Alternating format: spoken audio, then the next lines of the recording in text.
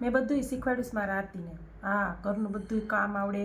એની હા હું રોજ મને ફોન કરીને મારા આરતીને વખાણ કરે કે સંસ્કાર તો તમારી આરતીમાં બધું કામ કરી નાખે અને કોઈ ફરિયાદ નહીં.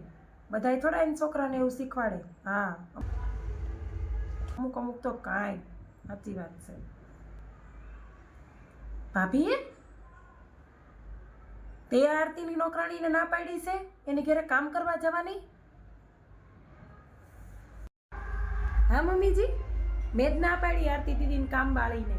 મેં એને કીધું કે આરતી દીદીને તો બધું આવડે. તમે જ કાલ કોકને ફોનમાં નહોતા કહેતા મમ્મીજી કે આરતી દીદીને તો તમે બધું શીખવાડ્યું છે, એનામાં તો સંસ્કાર બહુ ભર્યા છે ને હા હું રોજ ફોન તમને આવે છે કે મારા આરતી તો આમ ને આમ ને આમ ને તમે તો આરતી દીદીને કચરા પોતા વાસણ કપડાં બધું રાંધવાનું બધું શીખવાડ્યું.